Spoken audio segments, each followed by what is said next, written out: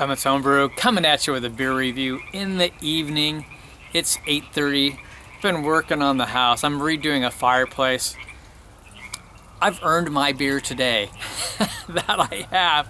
So what have we got? We've got one from Stone. That's right. This is the Stone Old Guardian. It's the 2016, what used to be called the Odd Year release, but it's the Odd Beer. They've done a special release here. It is the dry hopped with Pekko hops version. So Pekko hops are a new hop out of Yakima Valley up in Washington, not too far from me.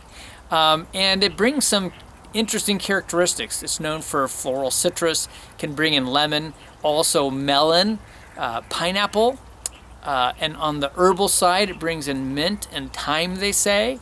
It brings in like a sauce-like cucumber flavor, and it's interesting. I think Stone gave it some attributes that it's not known for, but they've added other hops in here, I'm sure. But we'll see what this is like, so we're going to get this one cracked open.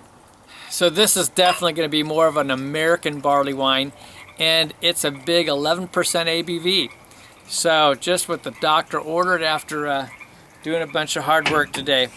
It's, here we go. Color, it's like a dark amber, a very dark amber. It actually has a head on there, about a 1-finger head. Kind of a creamy off-white color. Looks nice to me. Yeah, it looks like there's some red hues coming through. So let's get the nose. Wow, and it has kind of a creamy aroma as well. And I do get some orange coming off this. This is was bottled on January 29th, and it is April 9th today. So we're talking about 2 months and a week, something like that. Interesting, it's really mellow. You get a lot of the caramel and like toffee type aromas off of it, so it's a big malty base on there. Maybe the lightest hint of the mint on there. I'm getting a slight bit of a tropical note, and I can see where they're coming up with herbal. There's just kind of this really mellow, earthy characteristic. But honestly, I'm not getting all that much on the nose, so we're gonna just dive in. Cheers. Getting a lot more on the taste, and that's interesting. It really does have quite that herbal characteristic to it. You would almost think that this was much older, like, you know, the hops are returning a little bit to that herbal, earthy, autumn type flavor side. It's about a medium carbonation, you know, on the low medium side, but it has a great mouthfeel. It just coats the mouth very well. So it's a nice full body on it. You get beautiful caramel and toffee flavors coming off of it. Very much that English barley wine type characteristics. So they would have used an appropriate yeast, of course. Maybe if you got this the first part of February, you would get more hop character than I'm getting, because I don't find it especially strong compared to what Stone is normally. Yeah, I'm getting these really earthy characteristics. There's some mint there, but man, it's hardly detectable. I would say I get more of the thyme type flavors that can come off of the Pekko hops than the mint at this point. You're getting hints of the orange, maybe a lightest hint of the lemon, maybe a little bit of an apricot type of a flavor on there. It's really super pleasant, I gotta tell you.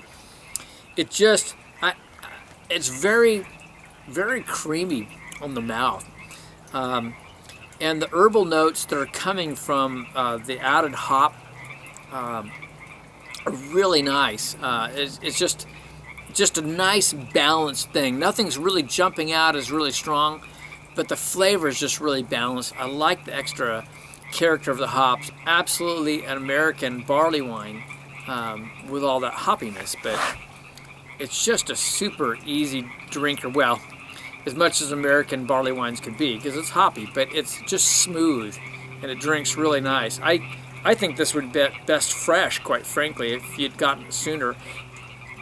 It's still drinking very nice right now. It'd be interesting to see how that's going to change with time, because those hops are going to really go much more earthy.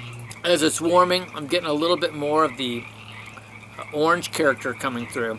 It has a really nice orange coming through. And it's just so well blended with the toffee and the caramel. It just makes for like a candied orange, a really nice sweet flavor. I also get a little bit of like a pine character, the resin pine type character coming off of it as well. But it's pleasant. It's not super powerful. It's just part of that whole balance. It's drinking good. I'm enjoying it. I'm going to take a little time with this, and I'll be back with some numbers. What a beautiful night. We've got the frogs going. I've got occasional ducks and geese chiming in the background. It's a beautiful time of the year. Spring. Gotta love it. And you gotta love this beer. I've just poured the last of the 22 in here. I'm going through this way too fast for an 11% beer, let me tell you. I'll be filling it soon. It's a beauty. It really is tasting nice. In terms of ratings, damn, I gotta say, this is, for an American barley wine, this is really good. I honestly think, I haven't had a lot of American barley wines this last year as I dropped my weight, but boy, it seems like this is one of the better ones I've had in a good long time. So I've got to give it a pretty good score in terms of American barley wine. I'm going to jump up to a 96. I think this is a beauty. I think it's really good. That's just me talking, but man, if you like hoppy barley wines, but not overly so, that's got all the other characteristics of the barley wine, you know, lots of caramel and lots of toffee on there. This is a nice one. At least it's drinking that way right now, about two months and a week out. Overall, I won't rate it quite as high, but it's still pretty decently. I'm going to give this a 93 on my overall. I'm rather enjoying it. Here it is from Stone Brewing out of Escondido. It's the Old Guardian dry hopped with Pekco hops. And with that, I should also say hi to my good friends Fresh P and Elder Pekco. That's right, the Pekco family, to all of you. This is Kevin at Clement's Homebrew saying life's too short to drink cheap beer, and I will see you in the next beer review.